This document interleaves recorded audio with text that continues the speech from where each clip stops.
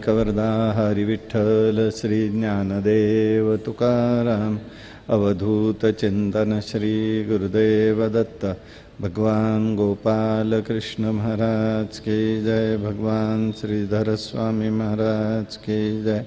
प्रभु रामचंद्र महाराज की जय। सद्गुरु समर्थ रामदास स्वामी महाराज की जय। जय जय रघुवीर समर्थ। ओम पूर्णमिदं पूर्णात् पूर्णमुदच्यते पूर्णस्य पूर्णमादाय पूर्णमेवावशिष्यते। नमः शान्ताय दिव्याय सत्यधर्मस्वरूपिणे स्वानन्दामृत तृप्ताय श्रीधराय नमो नमः। चरितं रघुनाथस्य शतकोटिप्रविस्तरम् एकैकाक्षरं पुंसां महापातकनाशकं हरि ओम।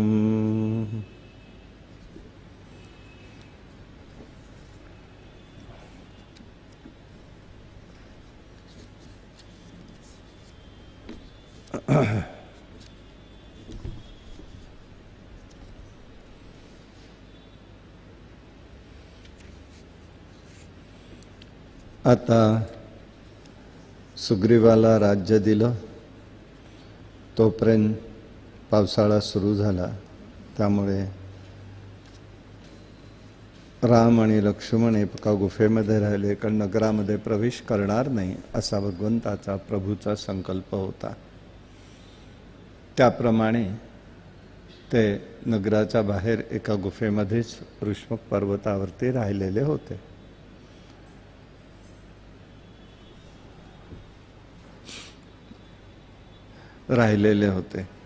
आणि चष्मा घ्यायचा ठेवा।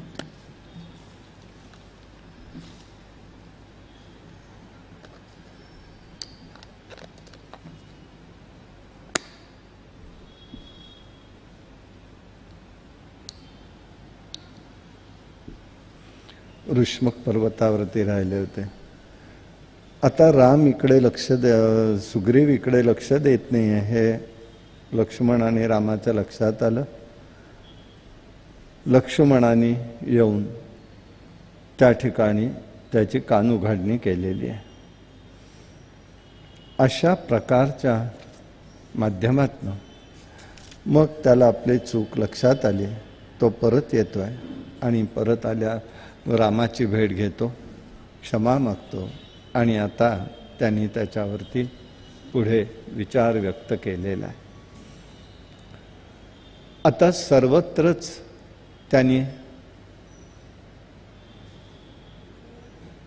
चारही दिशेला आपली वानर सेना पाठवण्याचा सुग्रीवांनी निर्णय केला। चारही दिशेला हे सगळे पाठवलेत। सीतेचा शोध सुरू झालेला आहे। लोकव्यवहार आणि लोकाचाराप्रमाणे रामाने शोक केलेला आहे।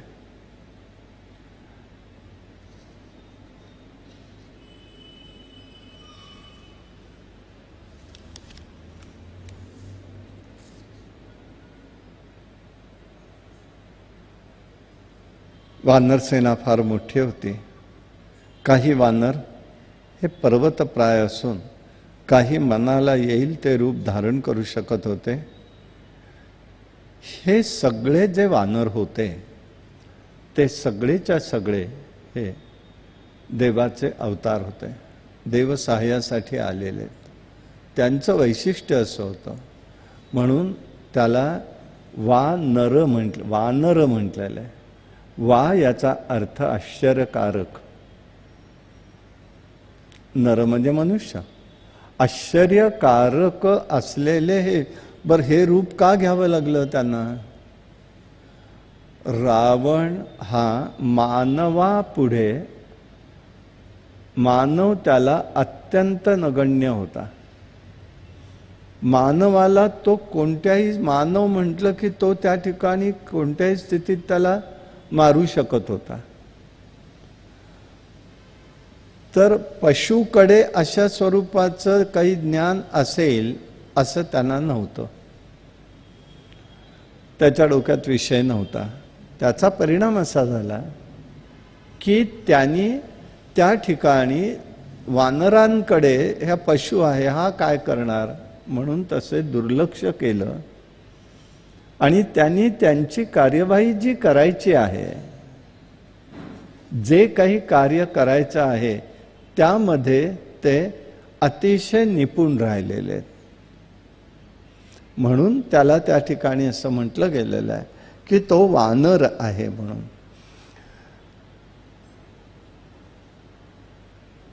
युद्ध विद्येमध्ये निष्णात आहेत.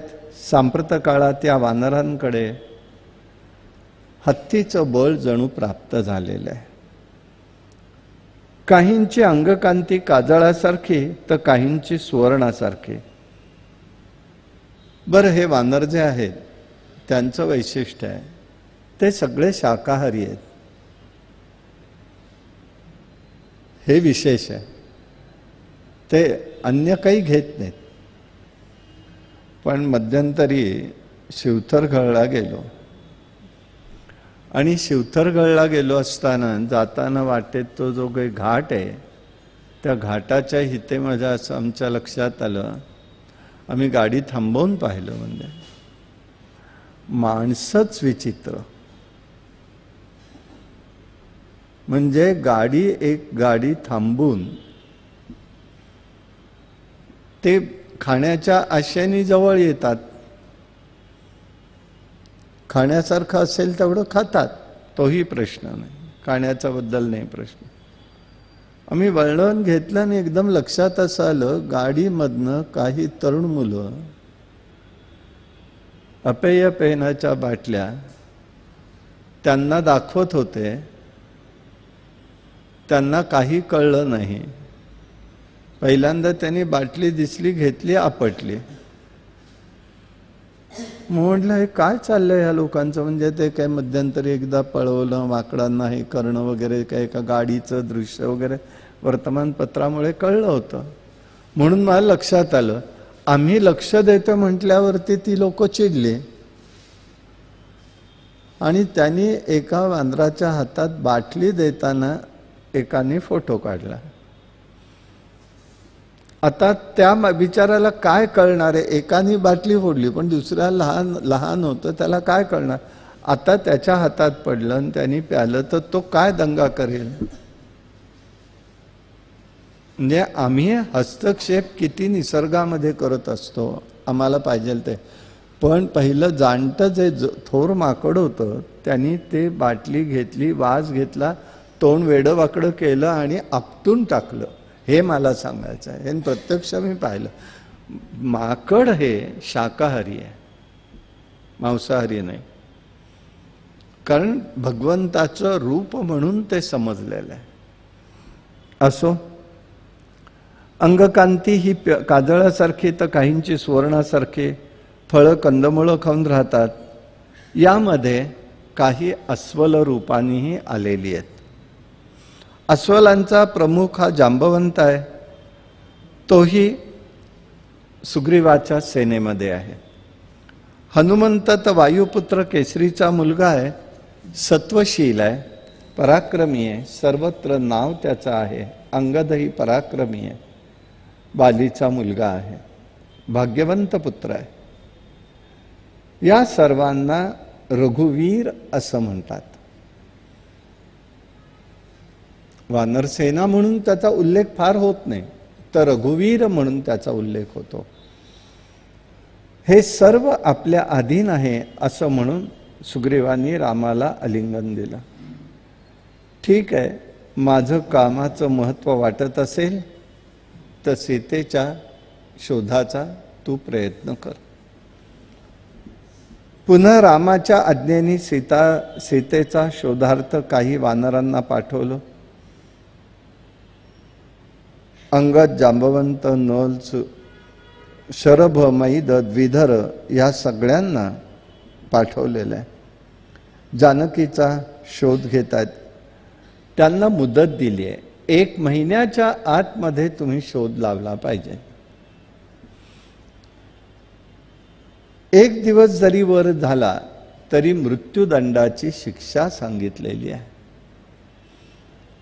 मारुती पण शोधार्थ निघालाय. रामाला वंदन करण्याकरता मारुती पुढे येतो.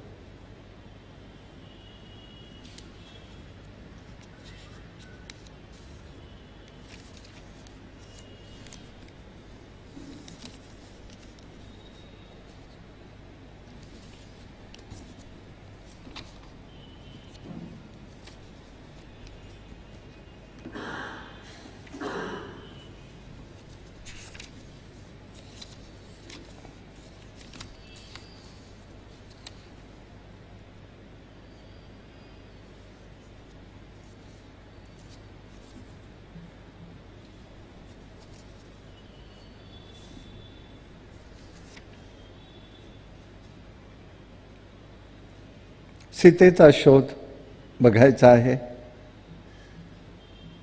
मारुतीने एकच केलं, रामाला वंदन केलं आणि निघाला.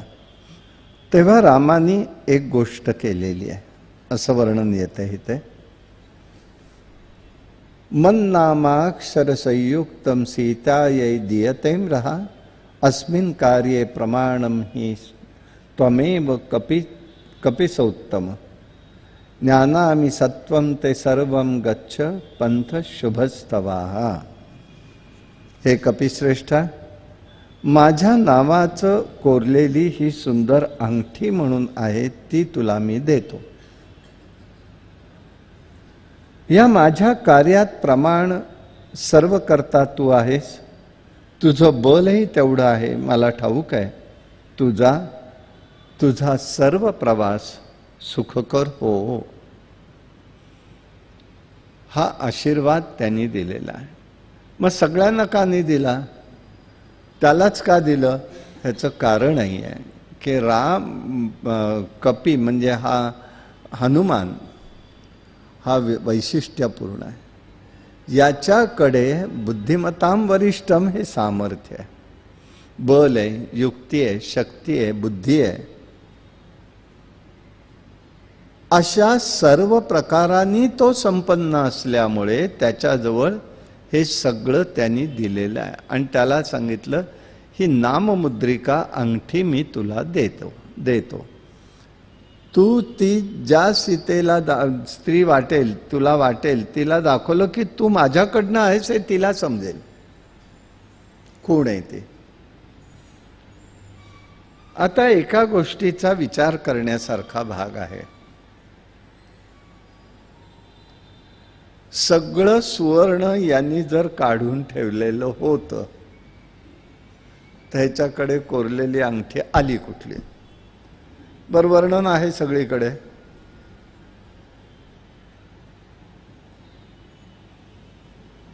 आपण सावध साधक असाल तर प्रश्न विचारायला हा पाहिजे का आहे, कुठे आली? त्याच्याकडे काही नाही. सीतेने काय केलं? स्वीकारणार नाहीये. तिने पुरचुंडी सौभाग्यवानाची करून ठेवली, गाठोडं बांधून ठेवलं नाही कुठे दुसरीकडे, कोणाला हातात दिलं नाही.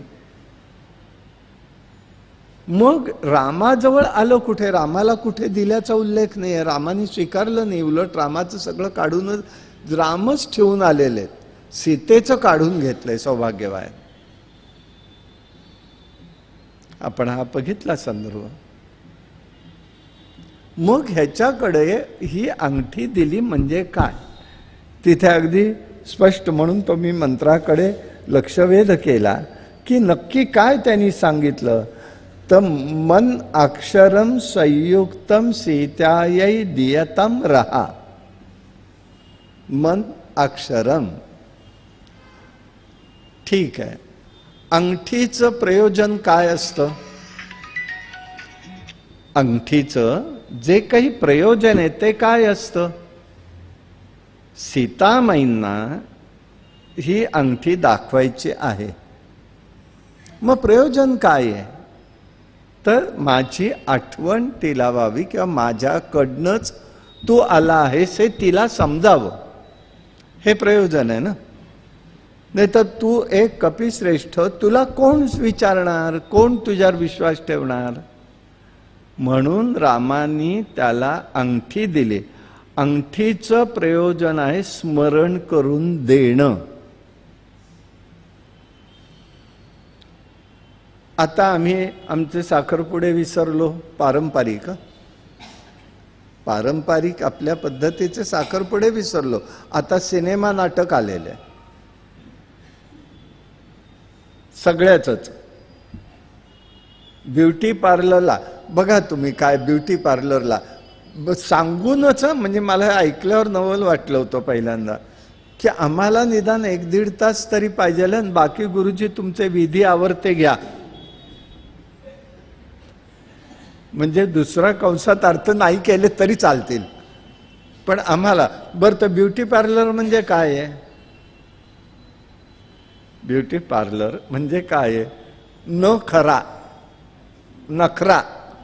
नखरा काय आहे? न खरा, तो नखरा. आणि तो न खरा करायचा आहे म्हणून त्याची गरज आहे.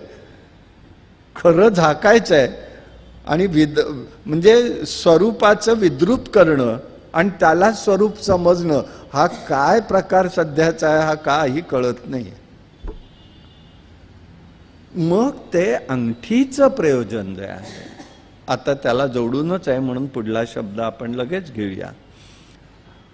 मारुतीला रामानी एकट्याला दोघांच्या मध्ये जे काही घडलं असावं, एखादी गोपनीय गोष्ट, ते स्मरण, ती आठवण, अंगठी म्हणजे आठवण, ही त्याला सांगितलेली आहे की तू ती सीतामाईला सांग, तर ती बरोबर ओळखेल की तू माझ्याकडनं आलास.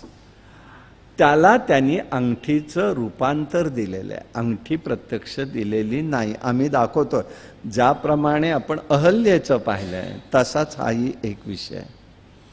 आता दुसरा भाग त्याच्यातला लक्षात घेण्यासारखा भाग आहे की चुडामणी तिने दिला, असं पुढे उल्लेख येणार आहे. मी आता त्याची गोष्ट आत्ताच बोलून घेतो. चुडामणी येणार दिला म्हणजे काय दिला? आधी मुळामध्ये लक्षात घ्या, चुडामणी असतो कुठे? चुडा नाही, चुडामणी. चुडाचा अर्थ आहे बांगड्या. चुडामणी म्हटलंय म्हणजे कुठे असतो? डोक्यामध्ये. डोक्यामध्ये कर्णफुलं म्हणतात ज्याप्रमाणे, तेव्हा डोक्यामध्ये घालणारा, आकड्याला लावून घातलेलं फूल. आता मला इतकं सांगावं लागतं, आधी डोकी नाहीत, असली तर वापर नाही. तर आकड्याला लावून जो अडकवलं जातं तो चुडामणी. कर्णफुलं ही सोन्याची फुलं असत आणि जे तुमचे खोपे केले किंवा वेणी असेल तर त्याला गोंडे फुलाची वेणी म्हणायचं आहे. प्रत्येक पेडामध्ये, आता पेडही राहिले नाही आहेत, मोकळे भुरभुर ते सगळे भुरत आहेत.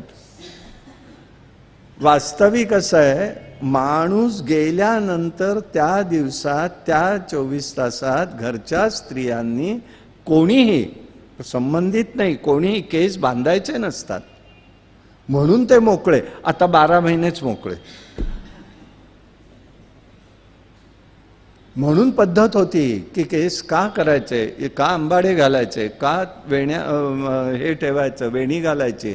वेणी घातली तरी अग्रभाग, शेवटचे भाग बांधायचेत, इतर वेळेला सोडायचेत. परंपरा पद्धतीमध्ये अर्थ आहे प्रत्येक गोष्टीत.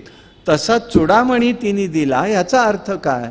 तू मलाच भेटलास हा अर्थ मारुतीला रामाला निरोप देताना सांग.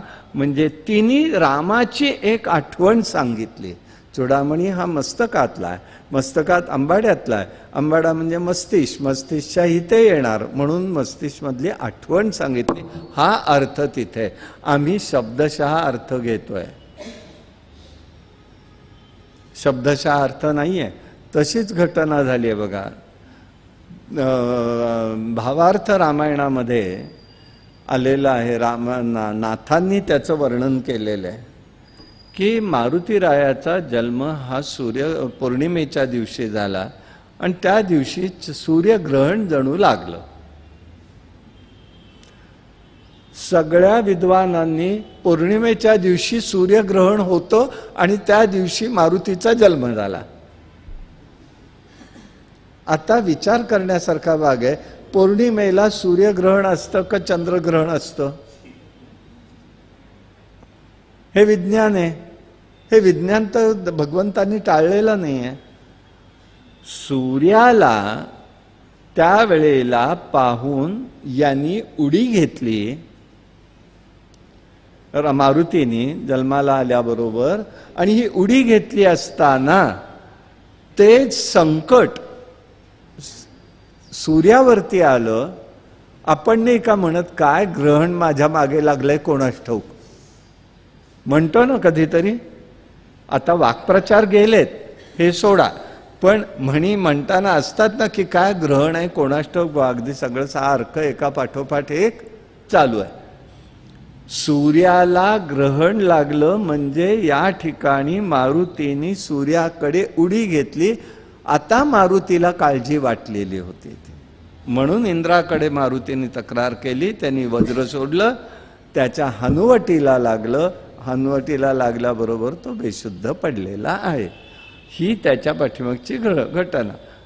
अर्थ काय घेतला सगळ्या विद्वानांनी? त्या दिवशी सूर्यग्रहण, पौर्णिमेला सूर्यग्रहण कसं येईल? जन्म तुम्ही मानताय ना, मग पौर्णिमेला सूर्यग्रहण कसं येईल? अर्थ कसा लावून चालेल? असे पुष्कळ बारकावे असे आहेत की त्याचे उलगडे आपल्याला करणं गरजेचं राहणार आहे, समजून घेणं महत्वाचं आहे. आणि तसं हा चूडामणी म्हणजे एक आठवण, अंगठीचा अर्थ आठवण आहे. ही आठवण त्यांनी त्याला सांगितली. सीतेला तू एकांतामध्ये सांग, या कार्याचा तुझा प्रमाण सर्व करता आहे. तुझा मार्ग सुखकर होईल. सर्व वानर सेना शोधार्थ गेली. मीही त्या वानरांना तीही इतर वानरांना घेऊन गेली. मारुती शोध घेत असताना एका गुफेत शिरतो. त्या गुफेमध्ये कुठेतरी कोणीतरी एखादा राक्षस असावा असं त्याला वाटलं. आत शिरले. तिथे पशु पक्षी मृग हत्ती भक्षण करत होते.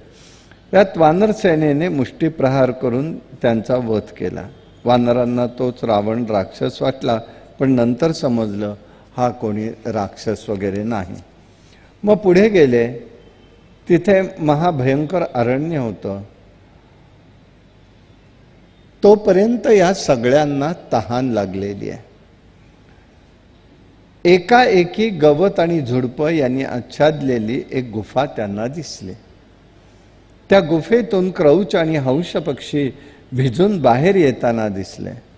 बरं आहे म्हणाले, या गुफेमध्ये पाणी तरी आहे असं वाटून मारुती आणि वानर सेना आतमध्ये गेलेली आहे.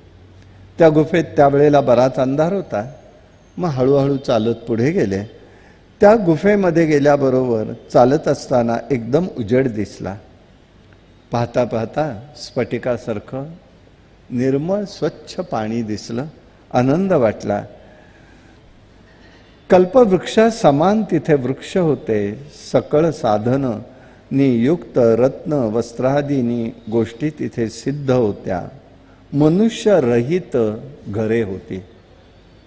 परंतु मंदिर वजा एका घरात सुवर्ण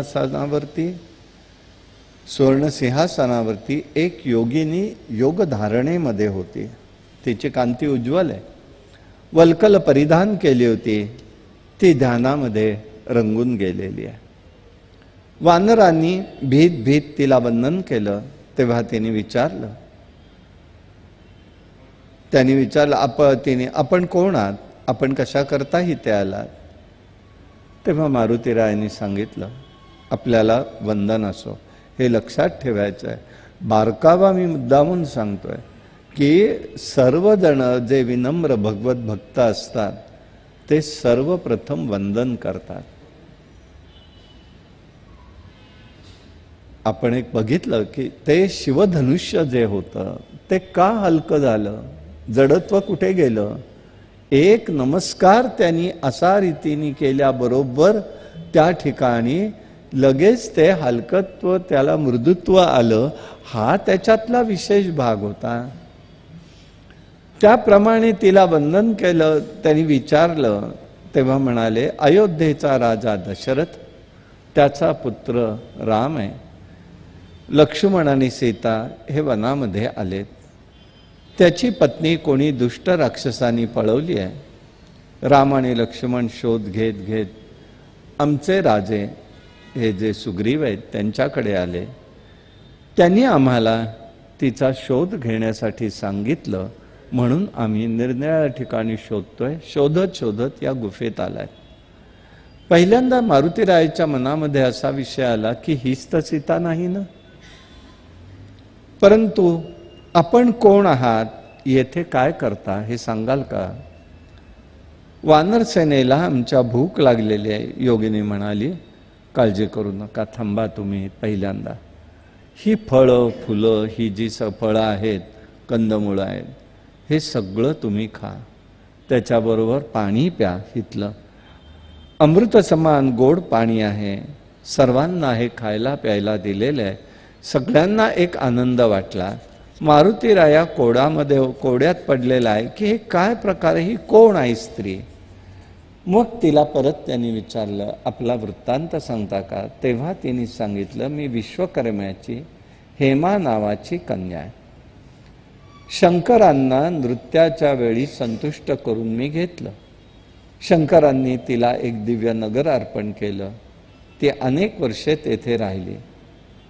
मी तिची मैत्रीण स्वयंप्रभा आहे. मी गंधर्व कन्या आहे. मी विष्णुव्रती आहे. विष्णू माझे पती व्हावेत म्हणून मी या ठिकाणी तप करते. ब्रह्मलोकी हेमानी जाताना मला म्हणाली, तू इथे तप करीत राहा, येथे कोणीही येणार नाही. परंतु त्रेतायुगामध्ये दशरथ पुत्र राम येईल. हा विष्णूंचा अवतार असेल, भूभार हलका करणारा आहे. तेव्हा तू त्या ठिकाणी त्याची वाट पहा. बंधू आणि भार्येसह तो येणार आहे. त्याच्या स्त्रीचं हरण होईल. येथे या गुफेत तो स्त्रीच्या शोधार्थ वानर येतील. आदरातिथ्य त्यांचं कर. ते तुला रामाकडे घेऊन जातील. रघुवीरांकडून तुझी भेट होईल. रामदर्शनाची इच्छा पूर्ण होईल. तो साक्षात महाविष्णू परमात्मा असणार आहे. अशा पद्धतीने सगळं सांगितलं. तेव्हा मारुतीराय म्हणाले, काही हरकत नाही, आम्ही रामाची तुमची भेट घडवू. पण आता बाहेर जायचंय, तर बाहेर कसं जायचं असा प्रश्न त्यांच्या पुढे आला. लगेच त्यांनी सांगितलं की ठीक आहे. म्हणाले, मी एक काम करते, तुम्ही सगळेजण माझ्या समोर बसा आणि डोळे मिटून घ्या, कोणी उघडायचे नाही. आपल्या योग सामर्थ्यांनी त्यांनी त्यांना बाहेर आणलं आणि राम कुठे बसलेत हे विचारलं. त्यामुळे आम्ही खूप दूर आलेलो आहोत, आता आपल्याला दूर जावं लागेल, मला दिशा सांगा म्हणाले. मारुतीला म्हणाले. मारुतीला दिशा सांगितली. त्याप्रमाणे म्हणाले, पुन्हा डोळे मिटा. आणि त्याप्रमाणे मारुतीला सांगितलं, खूण आली की तुम्हाला सांग, बाकीच्यांनी डोळे मिटलेले राहू देत.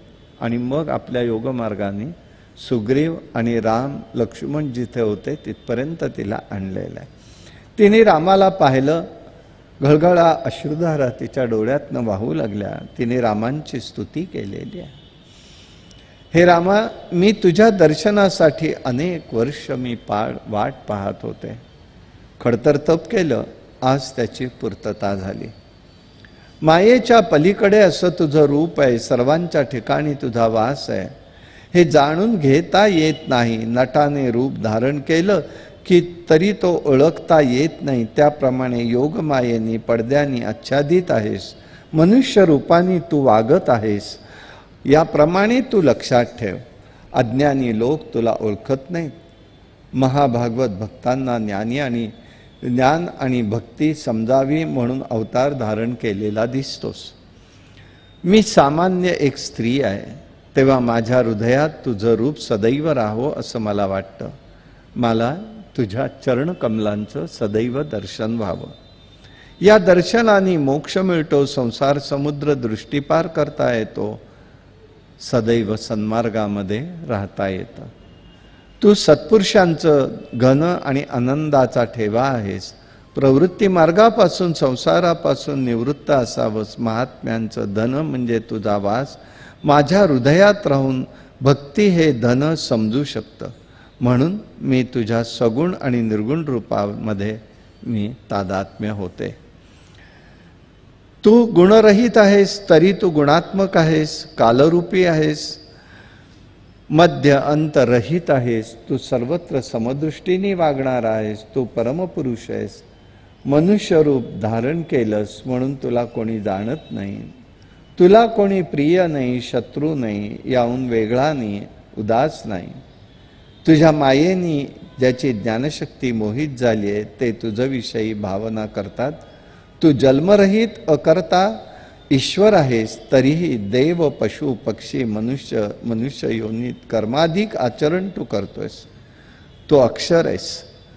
दशरथ आणि कौसल्याला त्यांच्या तपाचं फळ देण्यासाठी अवतरलायस. ब्रह्मदेव पृथ्वी माता गोमातेच्या विनंतीला मान देऊन आलायस. तेव्हा तुझे चरणाच्या ठिकाणी भवसागर तरून जाण्यात ही उत्तम नौका आहे. तू गुणांचा आधार आहेस हे ऐकून राम अतिशय प्रसन्न झाले. ते तिला म्हणाले, तुझी इच्छा काय आहे म्हणाले शेवटी. तेव्हा म्हणाले, देवा माझा जन्म कोणत्याही योनीत जरी आला तरी तुझ्या चरणी अखंड भक्ती राहो. हे बघायचंय काय भक्त मागत असतात. मागायचंच आहे ना, मग भक्तांनी मागितलेलं मागावं. उच्चिष्ट असलं तरी हरकत नाही. मागण्यात चूक होत नाही. सामान्य जीव जेव्हा मागण्यात गुंतो तेव्हा मागणं मागितल्यानंतर गुंतायला लागला की देवाकडलं लक्ष कमी होतं, मागण्यात लक्ष गुंतं. म्हणून आपण फक्त तिथे मागताना लक्षात ठेवायचं, जे संतांनी मागितलं ते तरी मागावं, मागणं जर चुकत नसेल तर. आणि यासाठी त्यांनी सांगितलं, हा सत्संग घडावा, तुझ्याकडून माझ्या मुखामध्ये अखंड नाम राहो, तुझे रूप माझ्या अंतःकरणात ठसो. याशिवाय तुला योग्य वाटेल ते तू कर. मी काहीच तुला कर असं म्हणत नाही. राम म्हणाले, तू आता बद्रिकावनात जा, तेथे चिंतन कर. लवकरच पंचमहाभौतिक देहाचा त्याग करून परमात्मा स्वरूपात विलीन होशील. याप्रमाणे स्वयंप्रभा वनात गेली. अंतःकरणात रघुपतीचं स्मरण केलं. इकडे सगळ्यांनी सीतेचा शोध सुरू केलाय. सर्वजण त्या ठिकाणी थकून गेले. अंगद निराश झाला. डोळ्यातून अश्रुधारा वाहू लागल्या. मारुतीची अंगदाची भेट होते. मारुती म्हणतो, अंगदा शोक का करतोस, घाबरू नकोस. सुग्रीव, तारा, राम यांचं तुझ्यावरती प्रेम आहे. एक गुह्य सांगतो. मारुती सांगतोय आता, राम हा काही सामान्य मनुष्य नाही, साक्षात निर्विकारी प्रभू आहे. सीता ही जगाला मोह घालणारी माया आहे. लक्ष्मण हा जगताचा आधार आहे. शेष अनंत आहे. या राक्षसांचा नाश करण्यासाठी हे सगळे आलेले आहेत. ब्रह्मदेवाच्या आज्ञेने आपण सर्वजण आलो. या परमेश्वराने स्वेच्छेने मनुष्य रूप धारण केले. त्याच्या मायेने आपण वानर झालोय. तेव्हा मनापासून तू हे सगळं पाहतोयस तेव्हा सेवा ठेव. अंतिम सगळ्यांनाच आपल्याला वैकुंठाला जायचं आहे. अशा प्रकारे मारुतीने अंगताची समजूत काढली. नंतर सर्वजण समुद्र किनाऱ्यावर आले. अगाध भयभीत करणारा असा समुद्र पाहून काय करावं कोणाला काही कळेना. भयभीत झाली वानरसेना. 1 महिन्याचा काळ संपत आला. तेव्हा प्रायोवेशन करूनच आपण प्राणत्याग करू. सुग्रीवानी आपल्याला देहांत शिक्षा देण्यापेक्षा आपण इथे प्रायोवेशन करू आणि बसू. दर्भ अंतरलेले आहे. समुद्र किनाऱ्यावरती सगळे बसलेले आहेत, प्रायोवेशन करतायत. तेवढ्यामध्ये एक लक्षात आलं, उंच टेकडीवरती एक महाभयंकर असा पक्षी बसलेला होता. तो पक्षी असं म्हणतोय की बरं झालं आयताच मला आहार मिळाला इथे, मला बरेच दिवस झाले आहारच नाही आहे, मनुष्य तर नाहीच पण पशु पण नाही म्हणाले. तेव्हा वानर म्हणाले, अरे तू काळजी करू नको, आम्हालाच आता आमचे प्राणत्याग होतील, आम्हालाच तू खाऊन टाक, आमच्या हातून नाहीतरी रामकार्य नाही आहे. तेव्हा यमसदनाला जाण्यापेक्षा तू जरी खाल्लंस तरी चालेल. आम्हाला असं वाटतं तो जटायू कितीतरी भाग्यवान म्हटला पाहिजे. धार्मिक आणि बुद्धिमान होता, रामकार्यासाठी त्याला मृत्यू आला आणि साक्षात प्रभूंनी त्याला अंत्यविधी केला. केवढं त्याचं मोठं भाग्य आहे. हे वाक्य त्या पक्ष्याने ऐकलं. तो जटायू त्यावेळेला म्हणल्याबरोबर हळवा झाला, तो रडू लागला. तुम्ही कोण आहात? जटायू होत तुमचा कोण? तुमचा त्याचा संबंध काय? तेव्हा अंगदाने सांगितलं, दशरथ पुत्र राम लक्ष्मण रामाची पत्नी सीता अरण्यात आले होते. सीताला कोणीतरी एका राक्षसाने पळवलं. त्यावेळी राम लक्ष्मण शोधत असताना जटायू नावाचा पक्षी त्यांना भेटला. तो त्याच्या वडिलांचा मित्र होता. राक्षसाला त्यांनी अडवलं, पण आपल्या पाशवी शक्तीने त्याला युद्धामध्ये त्याचे पंख तोडून टाकले. रामप्रभूंची भेट झाली. त्याच्या मांडीवरती त्याचा देह सुटला, धारातीर्थी पडला. त्याचं रामाने सगळं अद्भुत कार्य केलं, दहन केलं. रामरूपात मिळाल्यामुळे सायुज्य मुक्ती त्याला मिळाली. सुग्रीवाची आमची भेट झाली. आम्ही सीता शोध घेतोय, पण काही मिळत नाहीये. सुग्रीवानी आम्हाला सांगितलं 1 महिन्याच्या आत शोध करा, नाही तर माझ्याकडून दंडास पात्र व्हाल. तेव्हा आम्ही आता दर्भ इथे पसरून त्यावरती बसलेलो आहोत आणि त्या ठिकाणी प्रायोवेशन करतोय. पक्षाच्या डोळ्यातून पाणी आलं. तेव्हा तो म्हणाला, वानरश्रेष्ठ हो, जो तुम्ही जटायू म्हणता त्याचाच मी बंधू संपाती आहे. अनेक वर्षांनी जटायूची बातमी कळाली, पण कळाली तो गेल्याचीच कळाली. मीही इथे उडू शकत नाही, तुम्ही मला इथनं उचला, खाली आणा, समुद्र किनाऱ्यावरती येऊ देत, पाण्यामध्ये मी त्या ठिकाणी अंगावर पाणी माझा टाका, जे जटायू गेल्याची अंघोळ होईल. पशुला सुद्धा हे ज्ञान आहे, हे लक्षात ठेवा, सामान्य नाही आहे. आणि आज आम्ही वैकुंठात गेलो होते, तिथे म्हणतोय आता चहा कॉफीचे स्टॉल टाका. काय प्रवृत्तीन काय विचार माणसाचे हेच कळत नाही.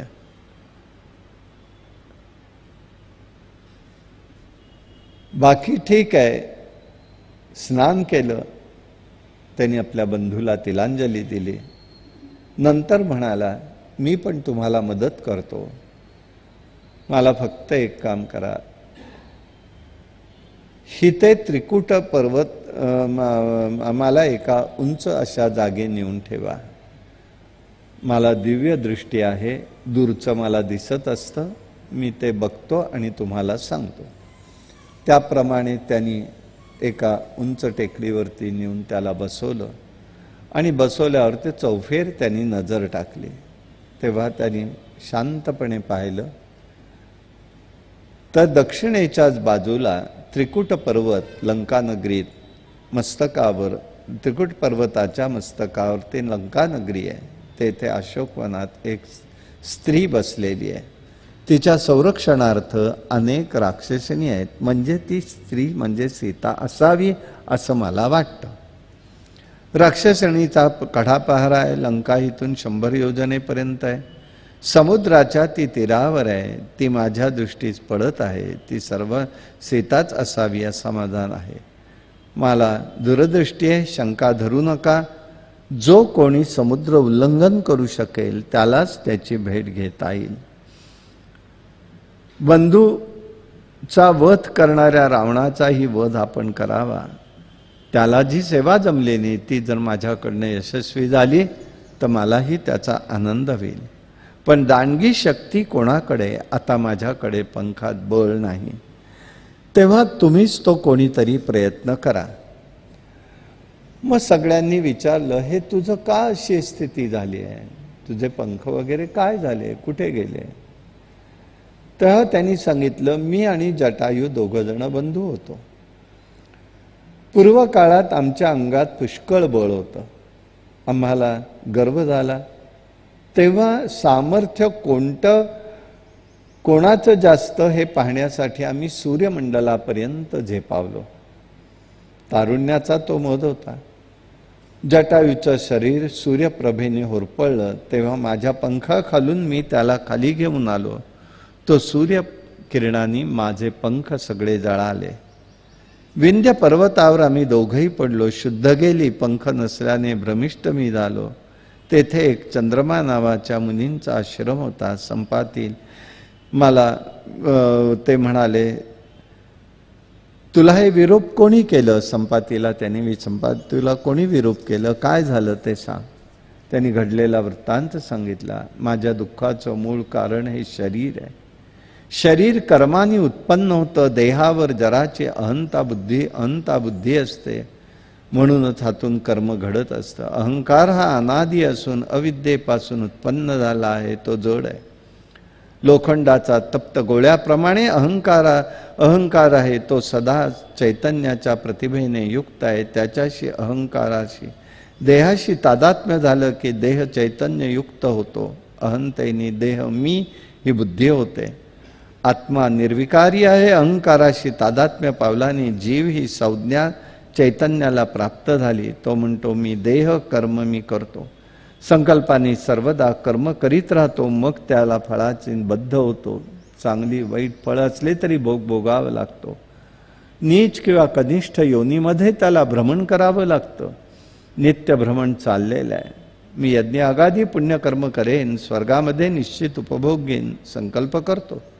पण ध्यासाने तसं चिंतन तसं घडतं. पुण्य क्षिणे पुण्यम मर्त्यलोकम विनश्यती. एकदा का पुण्याचा क्षय झाला की पुन्हा मर्त्यलोकावर त्या जीवाला यावं लागतं.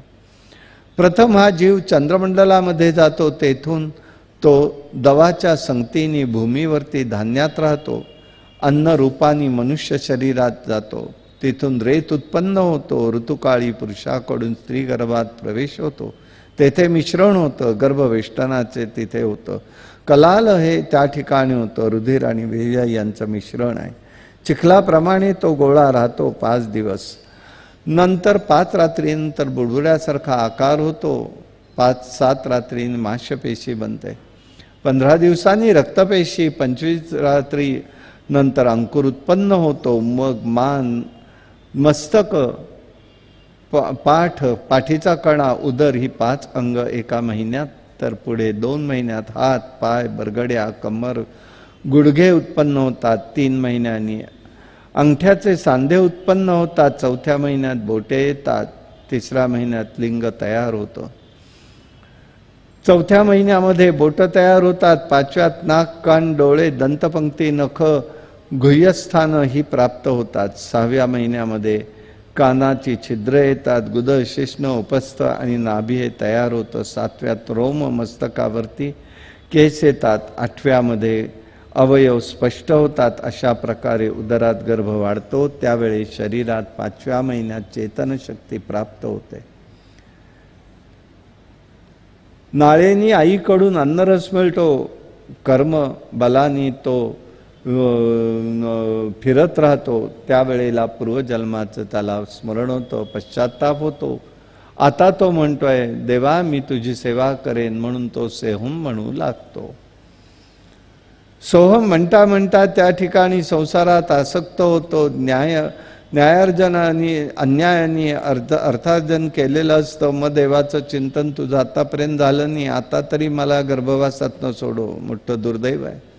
गर्भवास मी भोगतोय. या नश्वर शरीराला शाश्वत मानल्याने दुःख मला वाट्याला आलेलं आहे. कृतकर्माचं फळ मी भोगत आहे. नरकातून माझी सुटका होऊ दे. यामुळे विष्णू लोकात तो त्या ठिकाणी सुटण्या येईन, इथून मला बाहेर काढ, मी विष्णुपूजन करेन, सुटका होऊ दे. प्रसूती वायू येतो, 3 वेळा तो त्या ठिकाणी फिरवतो, त्याला पुन्हा सगळं विस्मरण होतं. त्या वायू बरोबर तो बाहेर पडतो. जेव्हा तो बाहेर पडतो त्यावेळेला त्याच्या हाताला जी बाजू येते, पाप आणि पुण्य ह्याच्यातली बाजू त्याच्या जी हाताला येते ती त्याला पहिली भोगावी लागते. म्हणून जन्माला आल्याबरोबर काहींची शृंखला ही दुःखाची असते, काहींची शृंखला ही सुखाचीच असते. पण दुःखांशाचा भाग सुरू असेल तर दुःखांशच सगळं दुःख वाट्याला येतं, आणि सुखांशाचा असेल तर तिथे प्रभाव ज्या क्षणाला ज्याचा जास्त त्याची बाजू सुरू होते. हे लक्षात ठेवायचं. हे सुरू झालं, मग मला दुःख झालं. बाल्यावस्था, तारुण्यपण, प्रौढपण आणि म्हातारपण हे सगळं आलं. आत्म्याला काहीही नाही आहे. स्थूल आणि सूक्ष्म भिन्न वेगळा आहे. हा ममतेने आत्मज्ञान होत नाही. जे स्वरूप सद्रूप चिद्रूप आनंद रूप आहे ते शुद्ध बद्ध शांत आहे, चैतन्यमय. हे पडो, हे त्या ठिकाणी बघो. दुःख हो सुख हो कोणत्याही बाधा त्याला होत नाही. प्रारब्ध संचित कर्माचा नाश होत नाही तोपर्यंत पुढे कशातनंही सुटका होत नाही. म्हणून तुकाराम महाराज सांगतात, जळो माझे कर्म माया झाली कटकट. नकोच ते कर्मच नको काही.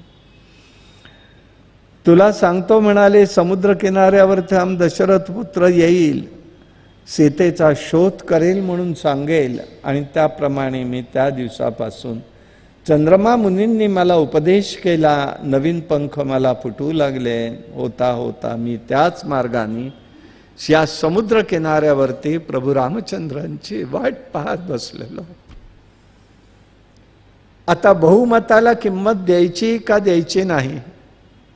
बहुमताचं काय आहे? सीतामाई दिसत नाहीत. एकटा संपाती सांगतोय अशोकवनात त्या आहेत. कोणी स्त्री आहे? बहुमत कुठल्या बाजूला? नाहीच्या बाजूला आहे म्हणणारा एकटाच आहे. म्हणून लक्षात घ्यायचंय, सध्याची परिस्थिती कशी आहे? डोक्याला किंमत आहे, डोक्यातल्याला नाही. डोक्याला किंमत आहे, मोजतायत फक्त डोके. आतमध्ये काय आहे त्याला नाही. इथे आतमधल्याचा विचार केला आणि म्हणून संपातीच्या शब्दावरती विश्वास ठेवून तर म्हणून सीतामाईंचा शोध लागला. खरं मुळामध्ये इथे मारुतीरायाचं श्रेय काढायचं नाहीये, आहेच आहे. पण भगवती सीता तिथे आहे हे सांगणारा, निश्चित सांगणारा एकमेव एक आहे संपाती, अन्य कोणी नाही. आणि या भूमिकेने त्यांनी हा विचार सांगितला आणि सीतेचा शोध घेण्याच्या दृष्टिकोनातनं त्यांनी सांगितलं. वानरसेनेना आनंद वाटला, समुद्र भयंकर आहे, दुसरी आता सुसरी त्यात आहेत, लाटा उसळत आहेत, कशी गवसणी घालायची ह्याचा विचार करू लागले. समुद्र पार कसा करणार? त्या ठिकाणी जांबवंत आला. आपण किती जाऊ शकू याचा अंदाज घेत होता. जांबवंत म्हणाला मी 90 योजने जाईन. पृथ्वीला 21 वेळा प्रदक्षिणा केलेली आहे, परंतु वाक्यार्थाने शक्य होईल असं आता वाटत नाही. अंगद म्हणाला, पूर्वी प्रायोवेशन करत बसू, काय त्याचा उपयोग आहे? जांबवंत हनुमंत ह्या अज्ञानी माणसासारखे का बोलता हे कळत नाही म्हणाला. तू साक्षात वायूचा पुत्र आहे. जांबवंत मारुतीला म्हणतोय, तू वायूचा पुत्र आहेस. रामकार्यासाठी तुझी उत्पत्ती आहे.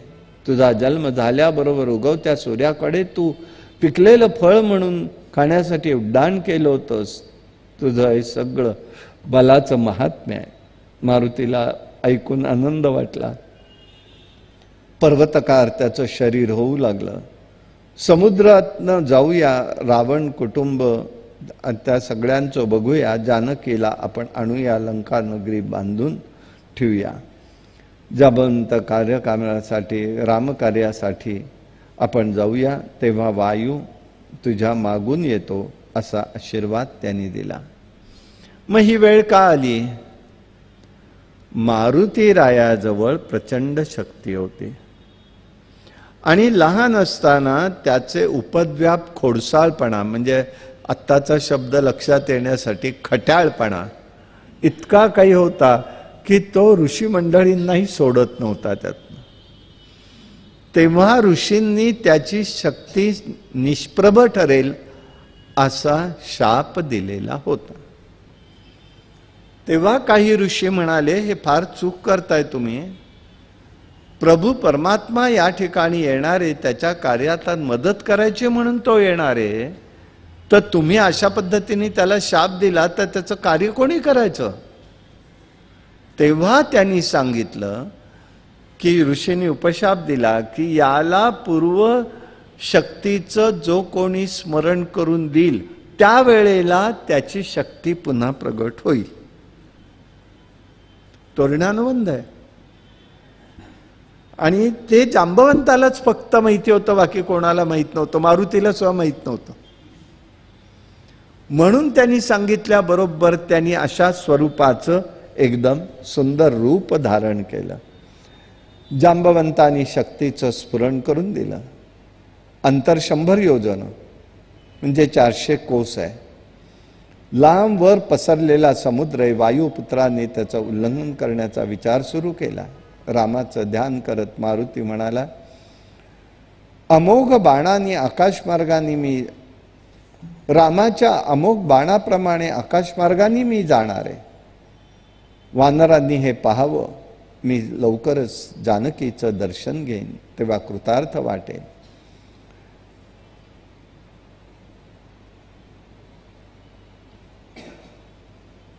मृत्यूसमयी रामनाम संसार समुद्र भवसागर पार करून नेऊ शकतो. ही ते मला अशा पद्धतीने आता हा भवसागर समुद्र मला उल्लंघन करून जायचा आहे. आकाश मार्गाने निघालेला आहे. सगळे जण देवदेवता अंतरिक्षात पाहू लागले. बाहू पसरले, पुच्छ लांब झालं. 2 पायावरती रेटा देऊन दक्षिणेकडे तोंड घेऊन त्यांनी एकदम बसून उंच उडी मारली. देव विचार करू लागले, लंकेत हा प्रवेश कसा करेल? आता त्याची कसोटी होती. सुसरी आहे ही. सुसर ही नागांची माता आहे.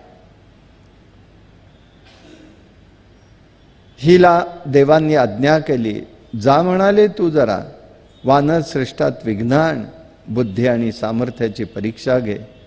मारुतीचा मार्ग सुसरीने अडवला.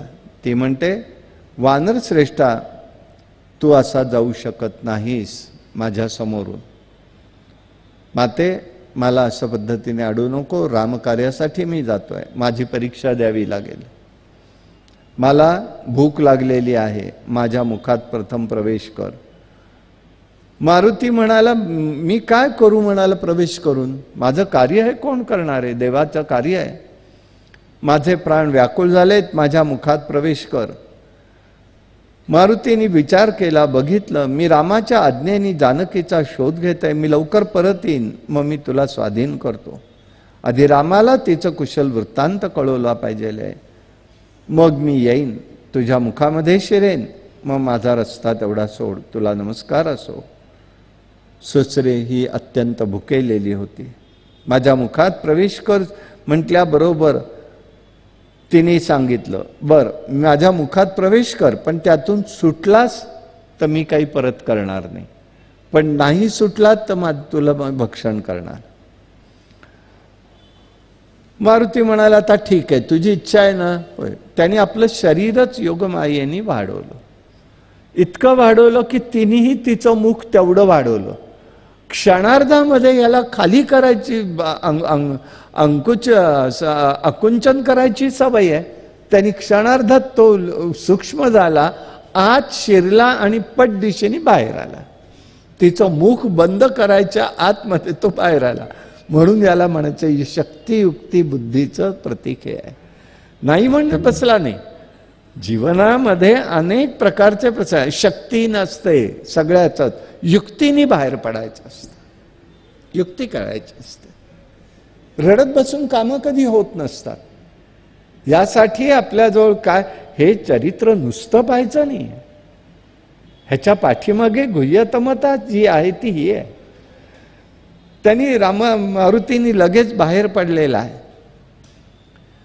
तुझ्या मुखामध्ये इंद्रस्ता सांगितलं.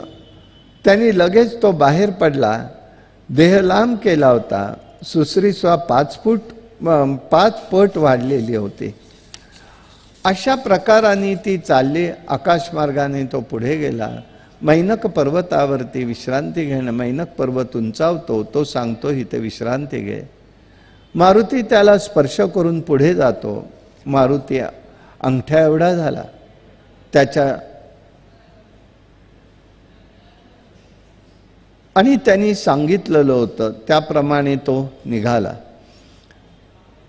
मग तिने सांगितलं, हे बुद्धिमताम, हे रामाचं कार्य करण्यासाठी तुला सिद्धी प्राप्त होईल.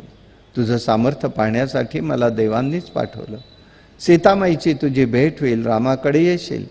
हा वायुपुत्र वायुवेगाने निघाला. समुद्राचं रत्न कांचनाच्या शिखरांची वायुपुत्रासाठी मैनक पर्वताला आज्ञा झाली. पाण्यातून तो वर आला. मारुतीने तिथे विश्रांती घ्यावी म्हणून आग्रह केला. मैनक पाण्यामध्ये मारुतीला म्हणाला, मी मैनक पर्वत 20वा घे, समुद्राची आज्ञा आहे. अमृततुल्य फळे खा, विश्रांती घे. मारुती म्हणाला, रामकार्यासाठी मी निघालोय. जोपर्यंत कार्य होत नाही तोपर्यंत मी काही ग्रहण करणार नाही. हे संकल्प असतात महात्म्यांचे, हे लक्षात ठेवा. आणि संकल्प हा भगवंताच्या साहाय्याने पुरा होतो.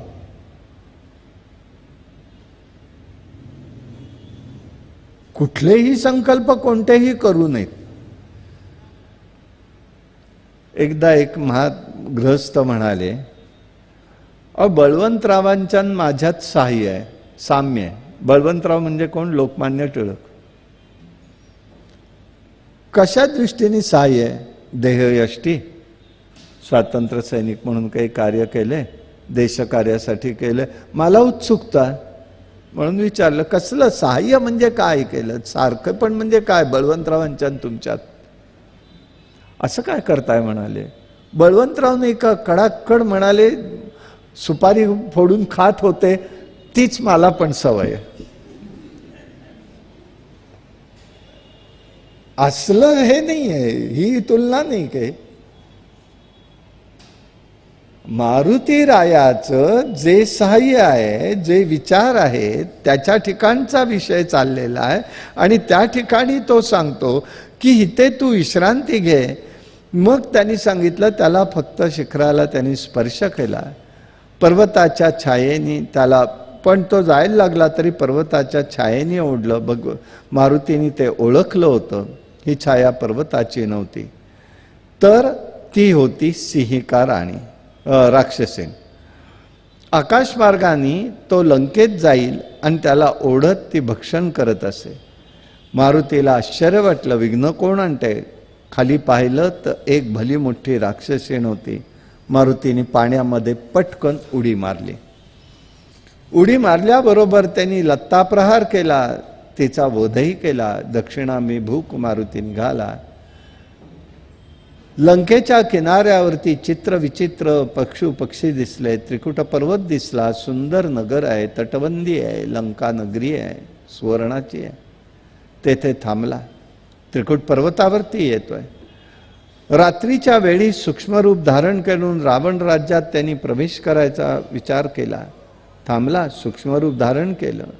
राक्षसणीचा वेश करून एक भयंकर राक्षसीन तिथे आलेली आहे. ही लंका नगरीची अधिपती होती. हनुमानाने प्रवेश केला म्हणाल्यावर ती लंकेनी तिथे येऊन तू प्रवेश कसा करणार? चोरासारखा कोण आहेस म्हणाले. तेव्हा तो म्हणाला, सूक्ष्म रूपाने लंकेमध्ये मी प्रवेश करतो. वानर का घेतलंस? डोळे लाल झाले, क्रोधायमान झाले. मारुतीने प्रहार केला. तात्काळ जमिनीवर पडली, रक्त ओकून पडली आहे. लंकेने मारुतीला अडवलं. मारुतीने तिच्यावर लत्ताप्रहार केला. हे सगळं त्याला दिसू लागलं. ती मारुतीला म्हणते, या नगरीची देवता पूर्वी ब्रह्मदेवा मी आहे. पूर्वी ब्रह्मदेवानी सांगितलं की त्रेतायुगात नारायण हा दशरथाचा पुत्र म्हणून येणार आहे. सीता योगमाया असून जनक गृहामध्ये येईल. भुभार हलका करायचा आहे. रावण सीतेला घेऊन येईल. सुग्रीवाच्या साह्याने राम हित येईल. जानकीचा शोध लागेल. एक वानर रात्रीच येईल. मुष्टीप्रहर तुझ्यावर जो करेल तोच हा कपिश्रेष्ठ मारुती असेल. ब्रह्मदेवानीच त्याला आधीच सांगून ठेवलेलं तिला. तेव्हा तोच लंका दहन करणारे हे लक्षात ठेव. तेव्हा त्याला तू मार्गदर्शन कर, त्याला अडवू नकोस. मग त्यांनी सगळं सांगितलं. असं असं आज जा, अंतपुरात आहे, क्रीडा उद्यान आहे, तिथे अशोकवन आहे, तो दिव्य वृक्ष आहे. त्या वृक्षावरती शिशिपा असं त्या ह्याच्यात वर्णन आलेलं आहे. तो तिथे अशोक वृक्ष आहे. आणि मग त्या ठिकाणी जा म्हणाले. तू सीता आणि रावण यांचे एकाच वेळेला त्या ठिकाणी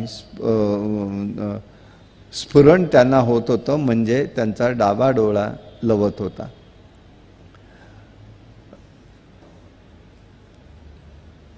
स्त्रियांचा उजवा लवतो म्हणे, नाही, पुरुषांचा उजवा आणि स्त्रियांचा बायका असं, स्त्रियांचा डोळा डावा असा त्या ठिकाणी लवत असतो. शुभ अशुभ त्या ठिकाणी आहे. तिच्या भोवती अनेक राक्षसिणी होत्या. तिची भेट घे, परत जाऊन रामाला भेट, अशी ती त्या ठिकाणी प्रार्थना करते. जीव संसार पाशामध्ये रामस्मृती झाली म्हणजे अत्यंत दुर्लभ भक्तांचा समागम घडतो. मारुतीला सुद्धा धन्यता वाटते. ज्याला रामाचा संग होतो त्याच्यात परिवर्तन कसं घडतं बघा. रामवक्षस असून सुद्धा आपण आयुष्यभर रामनाम घेतोय. आपण आपली तपासणी करून बघा काय परिवर्तन आहे. आणि म्हणून हे समुद्र उल्लंघन करून आलेलं आहे. आता याप्रमाणे त्याला हे सगळं समजलं. तो त्या ठिकाणी गेलेला आहे. 100 योजने झाल्याबरोबर त्याला हे सगळं स्वरूप कळालं. त्यांनी बघितलं.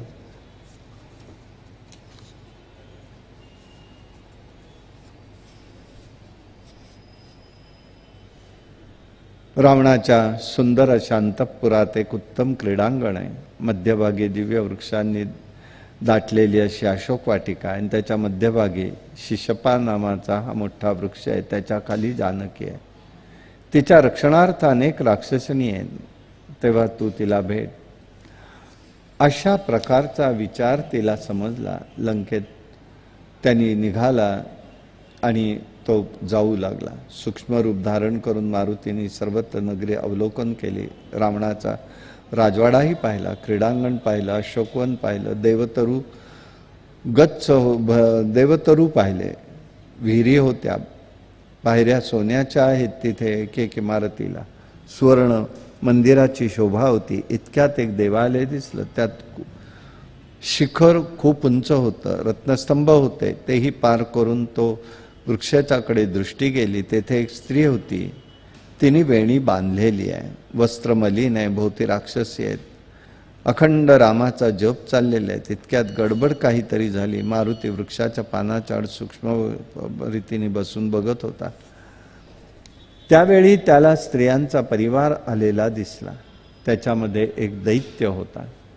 हा रावण होता. रावणाच्या हातून मला मरण येईल असं होता कामा नये असं ती म्हणाली आहे. याचं एकच कारण असेल. मारुतीने लंकेमध्ये प्रवेश केला तेव्हा उत्तर रात्र होती. रावणाला स्वप्न पडलं होतं. रामाच्या आज्ञेने वानर, कामरूपी वानर, कामरूपी वानर याचा अर्थ यदृच्छ रूप धारण करणारा. कामरूपी वानर म्हणजे यदृच्छ, त्याच्या इच्छेला येईल ते रूप धारण करणारा असा अर्थ त्याचा घ्यायचा. सूक्ष्म रूप धारण करून आलाय तो वृक्ष आणि सीतेला पाहतो आहे. रावणाने स्वप्नात पाहिलं आणि त्याला वाटलं काय खरं झालंय, बघायला लागला. म्हणजे त्याला लंका दहन वगैरे झालंय, सगळं दिसलेलं आहे. यासाठी एक युक्ती करतो. आता जानकीकडे जातो, मी तिला वेडेवाकडे बोलेन, वाघबणांनी तिचा क्लेश होईल, ती भयभीत होईल, हे पाहून वानर असेल तर माझ्या समोर येईल. असा विचार करून रावण सीतेजवळ येतो. सीता घाबरलेली आहे, अश्व डोळामध्ये दाटून आलेली आहे, अंतःकरणात रामाचं पूर्वस्मरण चाललेलं आहे. रावण तिच्या समोर राहतो. हे सीते, तू अतिशय सुंदर आहेस, कारण नसताना संकोचून बसू नको. राम व त्याचा बंधू वनचरात राहतोय, ह्याचा अर्थ एक आहे, ज्याचं दर्शन ध्याननिष्ठ योगी भक्तजन घेतात त्यांनाच ते मिळतं. वनचर म्हणजे वनामध्ये राहणार आहे, आणि तिथे जे राहणारे योगी आहेत ते जर अभ्यास करत असतील तर त्यांनाच तो केवळ दर्शन देतो. याचा शोध घेण्याचा मी प्रयत्न केला, तो मला भेटत नाही, रावण सांगतो. अन्याय मार्गाने जाणाऱ्यांना रामाची कधीही प्राप्ती होत नाही, हा अर्थ तिथे आहे. मला वाटतं रामाचं तुझ्यावर प्रेम नाही. राम पूर्ण काम असल्यामुळे स्त्रीविषयी त्याला आदर नाही, प्रेम नाही. अशा पुरुषाशी तू काय व्यवहार करणार? तू त्याच्या साह्याने राहशील तर त्याला तुला काही उपयोग नाही. अंतःकरणात तुझ्याविषयी त्याच्या मनात प्रेम नाही. तुझा सर्व उपभोग आणि गुणांच्या पासून उपभोग घेतो, त्याला त्याची जाणीव नाही. गूढार्थ एक आहे, सीता ही आदी माया आहे, परब्रह्माच्या आधाराने ती राहते. ईश्वरही तिच्या मायेच्या समीप असतो, तरी तो माया गुणावर आसक्त होत नाही, म्हणून तो आलिंगन देत नाही, तो उपयोग करून घेतो. म्हणजेच मी भोगता हा अभिमान बाळगत नाही, म्हणून त्याला जाणीव नाही. अशामुळे तो तिथे तिला त्या पद्धतीने सांगतो. त्याचा अंगी गुणांचा लवलेशही नाही, तो कृतज्ञ अधम असतो. अर्थ एकच आहे, तो कृताचा म्हणजे कर्माचा, संचित क्रियमाण कर्माचा दर्शनाने नाश करतो. कृतकर्माचा नाश म्हणजे काय आहे, तर तो प्रारब्ध संचित आणि क्रियमाण कर्मातनं फलोन्मुखता नष्ट करत असतो. हा त्याच्यातला महत्त्वाचा भाग आहे. न धर्मनीती अधमहा म्हणजे अर्थात शब्द विषय त्यामुळे तो होत नाही असा स्वरूप आहे. मग तो तुझ्यावर प्रेम कसं करणार? आज लोक असंच बोलत नाहीत का? दिसत नाही तर आहे कुठे, आहे कुठे तर तो दिसणार नाही, तर त्याचा उपयोग काय? हा पांडुरंग आहे म्हणतात. त्या टीव्हीवर एकदा चर्चा झाली तर भरत पाटणकर नावानिश्चित सांगतो, बोलले काय, त्या पांडुरंगाला धोतर नेसता येत नाही स्वतःचं स्वतः, तर तो पांडुरंगाचं कडे कसलं कौतुक करून बसलाय? पाटणकर आडनाव, बायको ख्रिश्चन, हा आदिवासी, आडनाव पाटणकर लावलेलं, आणि झालं धर्म बाळगतोय ख्रिश्चन आणि बोलतोय हिंदूंवर, आणि त्याचे आम्ही चवळी चढणं ऐकत असतो. आणि ही अशी आमची दुर्दैवी स्थिती. त्याला काय ज्ञान होणार आहे? काय आहे तो, याचं ज्ञान काय होणार आहे? आणि म्हणूनच ईश्वराच्या आश्रयाने राहतो, परंतु ईश्वर हे प्रकृतीपरा आहे, मायेहून निराळा आहे, त्याच्यावर प्रेम न ठेवणार असा आहे. ही शक्तिहीन आहे, गुणरहित आहे, ममता शून्य म्हणजे कुठेही आसक्ती ठेवत नाही. मानी म्हणजे अहंकार रहित आहे असा अर्थ आहे. मूढ आहे, माया म्हणजे ब्रह्म, उकार म्हणजे शंकर, पंडित म्हणजे रमणारा आहे. तेव्हा नराधम रामाशी तुला काय करायचं आहे? नरहा अधमहा यस्मात मनुष्यपेक्षा तो श्रेष्ठ आहे.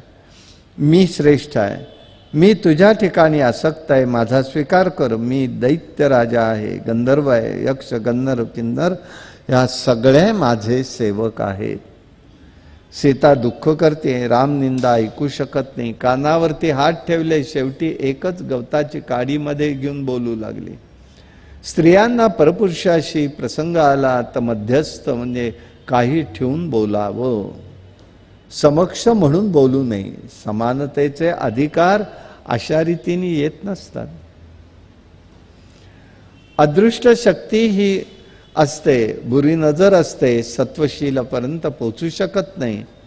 म्हणून बुरखा पद्धत ही खरी. मनसंकल्प सृष्टी होती तेव्हा होती, तेव्हा हिंदूंमध्ये सुद्धा वैदिक धर्मातही स्त्रिया या बुरखाखालीच असत. आता सगळं सोडत चाललेलो आहेत आपण. कारण कोणालाही कोणत्याही पद्धतीने मनसंकल्प झाला, जर आकर्षण निर्माण झालं तर तात्काळ परिणाम हा स्त्रीवरती होत असे. ती संरक्षण होतं त्यामध्ये. आता प्रश्न आहे, आता काडी हातात घेऊन ती त्या ठिकाणी रावणाला अडवू शकते. गंमत बघा. मग त्यावेळेला रावणाला स्पर्श करायला का तिला अडवता आलं नाही. आत्ता काडी घेऊन, ही मायावी आहे, त्यावेळेला मायावीच होती, मग तिला हे का करता आलं नाही, त्याच वेळेला का करता आलं नाही? ह्याचं कारण आहे, ज्या वेळेला अशा पद्धतीचे संशयाचं वावटळ येतं तेव्हा सत्वशक्ती क्षीण होते. आता ते वावटळ संपलं, ती त्याच्या ताब्यात सापडली, सत्वगुण तिचा प्रकर्षाने प्रगट होऊ लागला, म्हणून रावण तिला स्पर्श करू शकत नाही. हे साधर्म्य बघा. कृष्ण यायच्या वेळेला कंस जवळ येऊ शकत नव्हता. का नव्हता? तर तिथे तिचं तेज आणि हे स्वरूप बघून तोच घाबरला. ती स्थिती ही ते झाली आहे. रावण घाबरलेला आहे खरं एका अर्थाने, पण तो कबूल करायला तयार नाहीये. पुढे आता उत्तर ह्याच्यात कांडात येईल तेव्हा विषय बघू आपण. पण त्याची ती स्थिती आहे. रावण इतर राक्षसींना आता सांगू लागला की सीतेला भीती दाखवून, आदर दाखवून, युक्ती प्रयुक्तीने माझ्याकडे वशविले बघा. हा प्रयत्न करा. 2 महिन्यात जर ती बदली गेली नाही तर तिला मारून टाकूया. अशा पद्धतीने तो सांगून अंतःपुरात निघून गेला. मग राक्षसीने बोलू लागला, रावणाचा अंगीकार कर बाई, तारुण्याचा नाश करू नकोस. तुझे तुकडे करून शिजवून त्याला खायला घालू, नाही तर तलवारीने ती मारायला धावलेले आहेत. अकराळ विकराळ तोंड करून भीती दाखवतात. परंतु रावणाच्या सांगण्यावरून सीतेचा छळ सुरू होतो. त्याच्यामध्ये त्रिजटा नावाची वृद्ध राक्षसीने, ती त्या राक्षसिणींना सांगू लागली, हे स्त्रियांनो लक्षात ठेवा, रावणाने जरी राजेसाहेबांनी सांगितलं असलं तरी तिला कोणीही त्रास देऊ नका, तुमचं कल्याण होईल, तिला नमस्कार करा. मी असं एक स्वप्न पाहिलंय की ऐरावतावर बसून कमलनयन श्रीराम प्रभू येत आहेत. लंका जळलेली आहे, रावणाचा वध झालेला आहे. रावण हा नग्न स्थितीमध्ये शेणाच्या डोहात पडलेला मी पाहिलेला आहे. लक्षात एक गोष्ट ठेवावी, कधीही मृत्यू प्रसंग जेव्हा येतो तेव्हा कुटुंबामध्ये, तेव्हा 30 दिवस अगोदर सांगितलं जातं. मृत्यू उपनिषद सांगताय की घरामध्ये आता मृत्यू निश्चित आहे. 30 दिवस सांगितलं जातं. आपण सावध असावं लागतं. हे तितकंच आहे. म्हणून त्याची वाट पाहायची नाहीये, पण सावध असावं लागतं. आणि तो त्या वेळेला ते सांगून जातो. ते आता चिन्ह आहे तिथे सगळ्यांना. त्रिजटा नावातच आहे. इडा पिंगला सुषुम्ना नाडी, चंद्र सूर्य नाडी, त्या दोन्हींचं ऐक्य हे सुषुम्नेत आहे आणि इडा आणि पिंगलेचं ऐक्य सुषुम्नेत आहे आणि ती एकत्र आहे आणि ती पेडासारखी आहे, म्हणून त्रिजटा म्हटलेलं आहे. का सदैव वेणी पाहिजे? त्याचं कारण हे आहे, ह्या जर नाड्यांचं बाहेर न होणारा संवेदना ही लवकर होते. अन्नपूर्णा योगिनी टेंबेस्वामी महाराजांच्या पत्नी, त्यांना त्याचा आलेला अनुभव आहे. म्हणून त्या शेवटी म्हणाल्या, माझी एवढी एकच इच्छा आहे महाराज, मला तुमचं मूळ रूपाचं दर्शन द्या. मूळ रूपातलं दर्शन दिलं आणि त्यांचं प्राणोक्रमण झालेलं आहे. ही त्रिजटा, ही सगळी पात्र आहेत ना, या प्रत्येकाचे अर्थ वेगवेगळे आहेत आणि हे योगमार्गाशी निगडित आहेत, आपल्या व्यवहाराशी निगडित आहेत. तीच का सांगते, इतर राक्षसींनी का सांगत नाहीत? त्या पाठीमागे अर्थ आहेत. आणि म्हणून ही त्या ठिकाणी सांगितलेलं आहे. विभीषणाने मात्र रामाची कळलेलं आहे, रावण कुटुंबाचा वध झालाय, विभीषणाला राज्य दिलंय, हे मी पाहिलेलं आहे. हे ऐकून इतर राक्षसांनी घाबरल्या. त्रास देणं थांबवलं, गाढ निद्रा लागली. आणि रावण मारुतीराया हे सगळं पाहतोय. हे गंमत बघा. आणि त्याची इच्छा आहे, ज्या अर्थी हे मी पाहिले त्या अर्थी नक्की वानर एक शिरलेलं आहे लंकेत, पण बोलू शकत नाही. ते तिथे आलंय का, मी जर असं वेडवाकडं बोललो तर कदाचित प्रगट होईल. म्हणून त्यांनी त्या ठिकाणी हे सगळं भाषण करायचं अपरात्री केलं नाटक. मारुतीने ते सगळं ऐकत होता. सीतेला वाटत होतं आता ह्या वेणीचाच फास करून मरून जावं. तेवढ्यामध्ये रामचरित गाण्याला सुरुवात केली. रामगीत गाऊ लागला. इक्ष्वाकू वंश आहे ह्या पृथ्वी तलावरती. त्या वंशामध्ये रघु नावाचा मोठा राजा होऊन गेला. रघुवंश त्यावरून त्याला म्हणू लागले. सूर्यवंशही म्हणतात. त्याच्यामध्ये दशरथ नावाचा पुत्र होता, त्याचाच पुत्र राम आहे. त्याचा पुत्र लक्ष्मण, भरत, शत्रुघ्न आहे. शुभलक्षणी पुत्र आहे. पित्याची आज्ञा म्हणून दंडकारण्यामध्ये त्याचा मुलगा राम, दुसरा मुलगा लक्ष्मण, रामाची पत्नी सीता आलेले. पंचवटीमध्ये राहिलेले आहेत. रामाचा आश्रय नाही समजून जनक कन्या सीतेचं हरण केलेलं आहे. जटायूवर युद्ध झालं, मृत्यू आला. सुग्रीवाची भेट झाली, बालीवध झाला, सैन्य जमा झालं, वानरसेना सर्वत्र शोधू लागला. संपातीच्या सांगण्यावरून मी या लंकेत आलेलो आहे. अशोक वाटिकेत शिशपा वृक्षाच्या ठिकाणी शोक करणारी जी स्त्री माझ्या अंदाजाने सीताच असावी. माझ्या जन्माचं सार्थक झालं असं स्वस्थ म्हणाला. आणि तिला काही समजेच ना, समोर तर कोणी दिसत नाहीये आणि हे तर सगळं आपलं रामगीतच गातोय. सीतेला समजेना कोण बोलतंय का स्वप्नात आहोत हे समजेना. वायू त्याप्रमाणे बोलू लागला. भ्रम तर झाला नाही ना. तेव्हा अमृता समान ते बोलणं ऐकलं. हळूच मारुतीराय सूक्ष्म रूप घेऊन सीतेसमोर प्रगट झाला. पाहून जानकी घाबरली. पुन्हा रावण तर आला नाही ना रूप पालटून. म्हणून मारुतीने हात जोडले आणि मी रामाचा सेवक आहे. काय त्याला आनंद झाला असेल हो. आणि तिला सुद्धा मी रामाचा सेवक आहे, मी दास आहे, सुग्रीवाचा सचिव आहे, वायुपुत्र हनुमान मारुती आहे. जानकी म्हणते वानराची आणि मनुष्याची मैत्री कशी घडावी वाटतं. तू रामाचा दास कसा म्हणतोस. समुद्र उल्लंघन करून कसा आलास. सुग्रीवाकडे आलेला आहे. ब्रह्मचारी वेश त्यांनी धारण केला. उद्देश समजला. सुग्रीवाची मैत्री झाली, वालीयुद्ध झालं वगैरे सगळ्या गोष्टी त्यांनी सांगितल्या. आणि भक्ताची खूण म्हणून सांगतो रामनाम त्यांनी खूण म्हणून ती अंगठी दाखवली आहे. सिद्धांत एक आहे. रामनामाने काय होतं तर योगमाया त्वरित आधीन होते. अर्थ ह्या दोघांच्या संवादाचा बर का, दोघांच्या संवादाचा अर्थ आहे. नुसता बघू नका बरोबर. ती योगमाया सीता आहे. प्रभू रामचंद्रांचा सेवक हा दास आहे. हा रामनाम घेतल्याबरोबर योगमाया अधीन झाली. हे माझं सांगणं आहे. लक्षात आलं का तिच्या पुढे हा प्रभाव पडला. ही योगमाया आहे. आणि म्हणून संसार तमरून जायचा असेल तर रामनामाचं बीज अंतःकरणात मुरलं पाहिजे. ती म्हणते वानरा तूच माझा खरा प्राणदाता दिसतोस, बुद्धिमान आहेस, म्हणूनच रामाला प्रिय झालेला दिसतो. तसं नसतं तर रामनाम घेऊन तुला पाठवलं नसतं.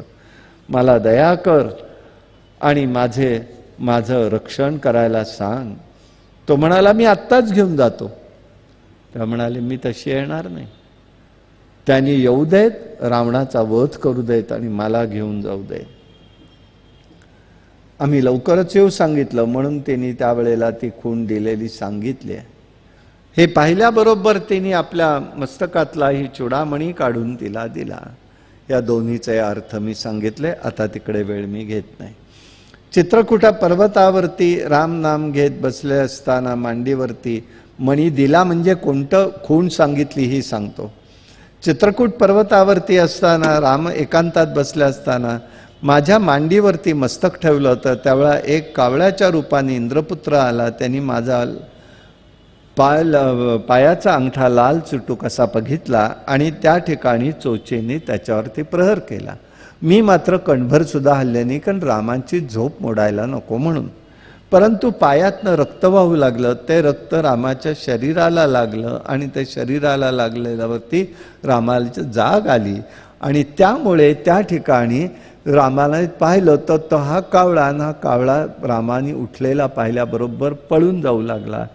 त्याला त्यांनी शाप दिला अमोघ, आणि त्यावेळेला त्याला एकच डोळा राहील म्हणून शाप दिला. तेव्हापासून कावळा हा एकाक्षी आहे आणि तो जोपर्यंत स्पर्श करत नाही तोपर्यंत त्याला सांगितलेलं आहे त्या जीवाच्या पुढे गती नाही. म्हणून पिंडदानाचं महत्त्व असतं. अशा पद्धतीने त्याला सांगितला. कावळ्याला उजवा डोळा गेलेला आहे. ही मग माझी पूर्वस्थिती झाली. माते तुझं दर्शन झालं. हा चुडामणीवर का, हा इतरांना माहीत नव्हता. मी ज्या आठवणी म्हटल्या ना त्या या आहेत त्या. अशा गुप्त आठवणी त्यांनी सांगितल्या. म्हणजे आपण म्हणतो ना माझ्या डोक्यामध्ये एकदम क्लिक झालं. होतं म्हणजे काय होतं, आपण व्यवहारात अनेक वेळा म्हणतो आणि जाम आठवता एखादी गोष्ट आठवत नाही आणि एखाद वेळेला नको त्या वेळेला पटकन आठवून जाते. हे आपण अनुभव घेतलेत की नाही? वेगळं आहे का काही ह्याच्यात? त्याला दिलेली रूप आहेत ना ती आपल्याला उलगडून घ्यायची आहे. सगळा व्यवहार आहे आपला, संबंध रामायणा व्यवहारावर आहे. मग त्यांनी सांगितलं आई माते मला आता भूक लागली, आता मी काम झालं, आता भुकेकडे लक्ष गेलं. तेव्हा त्यांनी सांगितलं शुद्धा शांत कशाने करू सांग. तर म्हणाले अशोकवनामध्ये जी फळं पडलेली असतील ती घे. लक्षात घ्या, पडलेली असतील ते घे. म्हणजे काय अर्थ काय? त्यांनी काय केलं ते नंतर बघू. अर्थ काय?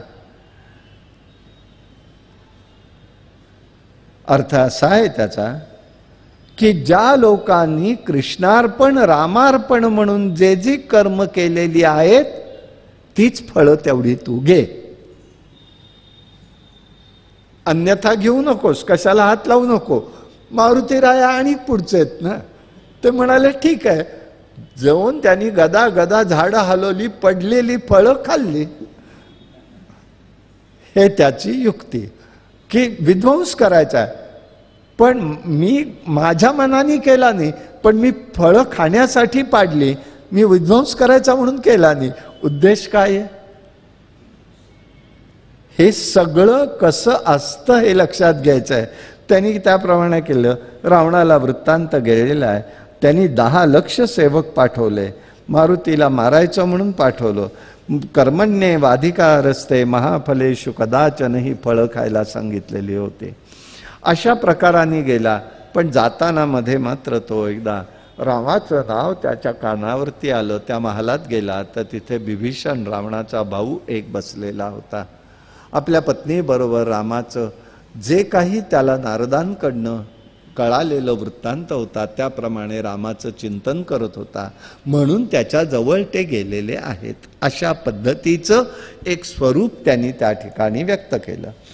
त्यावेळेला तिथे मंत्री येतात व अनेक जण आलेले आहेत. रावणाचा अक्षपुत्र आलेला आहे. त्यावेळेला अनेक प्रकारचे सगळे जण होते. इंद्रजित नावाचाही त्याचा पुत्र होता. रावण म्हणाला, मारुती म्हणाला आता हे नुसतं बाहेर न काय करतं, बघू तरी एक एक रत्न आत काय येतील कोण येतील. म्हणून त्या इंद्रजिताला पकडून दिलं. स्वतः पकडला गेला. रावणासमोर उभा राहिलेला आहे, ब्रह्मास्त्राने त्याला बांधलेलं आहे. रावणाकडे त्याला वाटलं आपणच आणलेला एवढा प्रताप. रामाचा सतत जप चालला असेल, तो अज्ञानातून उत्पन्न झालेला कर्मबंधनातूनही मुक्त होतो. कल्याणकारी प्रभुपद जाऊ शकतात. रामाचं चरणकमल मारुती हृदयात कोरलेले आहे, त्यामुळे तो मुक्त झाला होता. ब्रह्मपाश आणि इतर बंधनं त्याला काय करणार आहेत, अशा पद्धतीने इंद्रजिताने आणलेले. राक्षस त्याला लत्ताप्रहर करतात. रावणाने विचारलं, हे वानरा काय आणलंयस बरोबर? वनाचा नाश केलास, राक्षसांना का मारलंस? तेव्हा हस्तप्रहराने मारुतीला विचारलं, तू कोण आहेस? तुला कोणी पाठवलं? खरं सांग, तुला सोडून देऊ. मारुतीने म्हणाले, सगळी रामकथा सांगितली. मी रामदूत आहे. रामाची पत्नी चोरून आणलीस तू, मी तिला पाहिलंय. वानरजात स्वभावाप्रमाणे मी वनाचा विध्वंस केलाय. जे मला मारण्यास आले त्यांना मी वध केला. ज्यांनी, म्हणजे याचा अर्थ ज्यांनी मला मारलं नाही त्यांना मी काही केलेलं नाही. पठाणकोट नकोय. नाही तर सगळे चाललंय तरी सुद्धा आम्ही आमचा पेशन्स, सहिष्णुता, ही सहिष्णुता म्हणायची का काय म्हणायचीच कळत नाही. इंद्रजिताने मला बांधून आणलं. मला वाटलं त्याला स्पर्श करून काहीतरी उपयोग होईल, पण काही नाही, तो तुझाच मुलगा आहे. राजाला किंवा ज्याच्या समोर जायचंय त्यालाच सगळं हे सांगायचंय. तसा मला तू काही केलंस तरी मला कोणी काही करू शकत नाही. मला ब्रह्मदेवाचा वर आहे. तुझी भेट व्हावी म्हणून मी तुझ्याकडे आलो आणि तुला उपदेश करावा. रावणाला चांगलं वागण्याचा विचारपूर्वक कर म्हणाले. सद्गती मिळेल. राक्षसी बुद्धीचा स्वीकार करू नकोस. संसारातून मुक्त होण्यासाठी दैवी गुण संपत्तीचा उपयोग असतो. पिरपिडा करू नको. तुझं कल्याण आहे. तू ब्राह्मण आहेस. जन्म उत्तम कुळातला आहे. देहात्मबुद्धीने देह हा आत्मा पाहिलास तर तो राक्षस होतो. आत्मबुद्धी ठेवलीस तर राक्षस निराळा समजेल. पण शरीर, इंद्रिय, बुद्धी यापासून उद्भवणारी दुःख तुला लागत नाहीत. कारण दुःख परंपरा, ज्याचे धर्म ते चित्त नव्हे. तू आत्मा निर्विकारी आहेस. स्वप्नात दिसणारे पदार्थ वस्तुतः सत्य नसतात. याप्रमाणे तुझं स्वरूप सत्य आहे. तुला विकार नाही, द्वैत नाही, अद्वैत नाही. आकाश सर्वत्र भरलेला असून असंग आहे.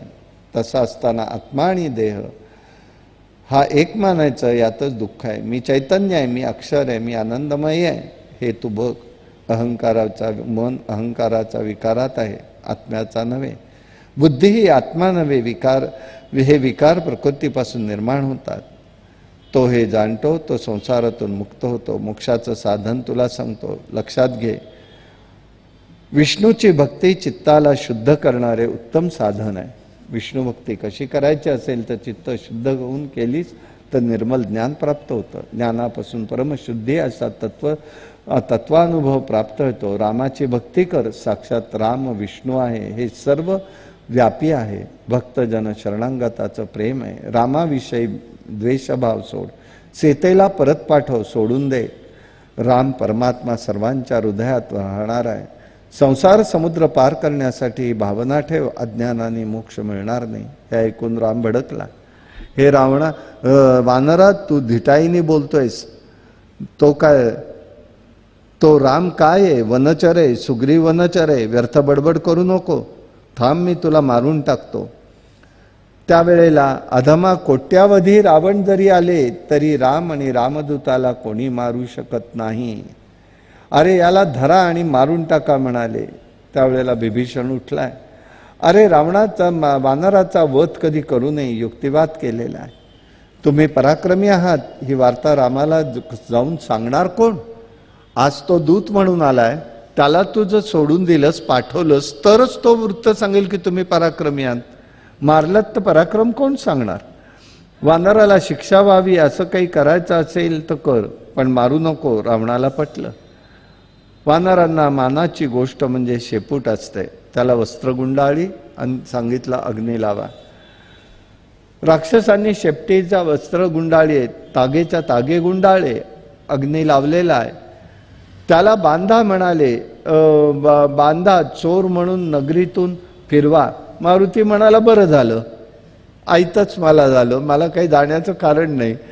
तो चेपटीला आग लावलेली आहे तसाच तो निघाला, एकदम सूक्ष्म झाला आणि बंधनातून निसटला. क्षणार्धात लंका दहन करीत निघालेला आहे.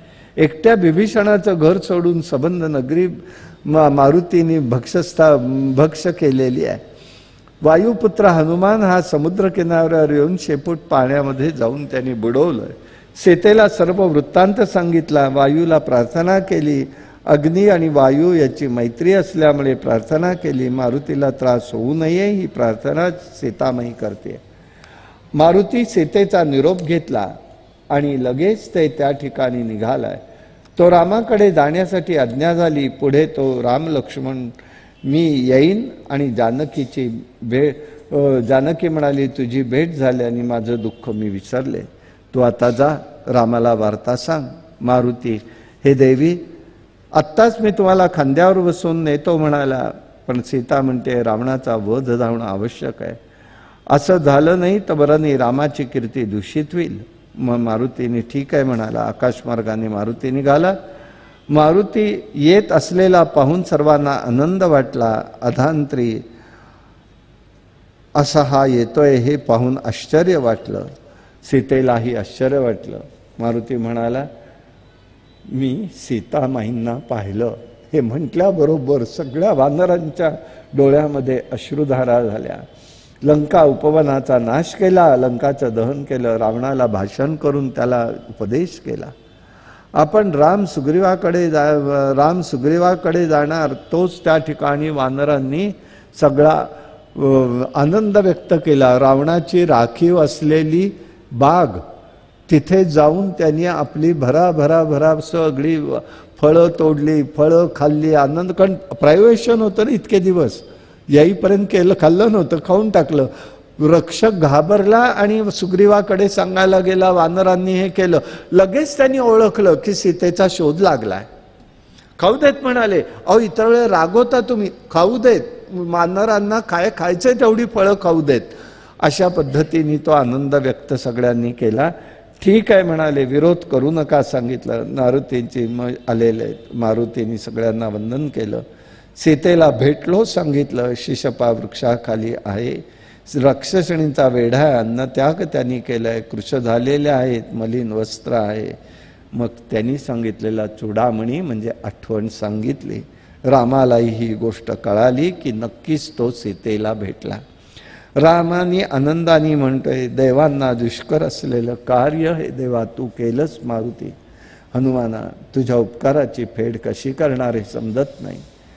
त्याला गाढ आलिंगन दिलंय. आलिंगन सहसा कोणाला प्राप्त होत नाही. रामकार्य काय आहे, साध्य काय आहे, पुण्य संचित अशा पवित्र मारुतीला रामाच्या देहाचा स्पर्श झाला. विष्णुपद निश्चित झालं. आता लक्षात येईल की सुदामाला दिलेलं कृष्णाची भेट आणि ही मारुतीची भेट एक आहे. एक आश्रयस्थान कुठे त्यांनी द्यायचं हे निश्चित केलं. असं हे त्याचं स्वरूप या ठिकाणी आपल्याला समजू शकतं. असं हे प्रभूचं चरित्र आहे आणि त्यांनी या ठिकाणी सुंदर रीतीने ते दाखवलं. मारुतीला हे सगळं समजलं. सगळ्यांचे आभार रामानी मारुतीचे आभार मानले. मारुतीची योग्यता सगळ्यांना कळालेली आहे. आता रामानी मारुतीची प्रशंसा केली आणि पुढल्या योजनेला सुरुवात होणार. युद्ध पर्व उद्याला सुरू होईल. कायेन वाचा मनसेंद्रिय वा बुद्ध्यात्मना मा प्रकृती स्वभावात करोमि यद्यं सकलं परस्मै नारायणाय समर्पयामि. हरि ओम तत्सत्. विठ्ठल विठ्ठल विठ्ठल विठ्ठल विठ्ठल विठ्ठल विठ्ठल विठ्ठल.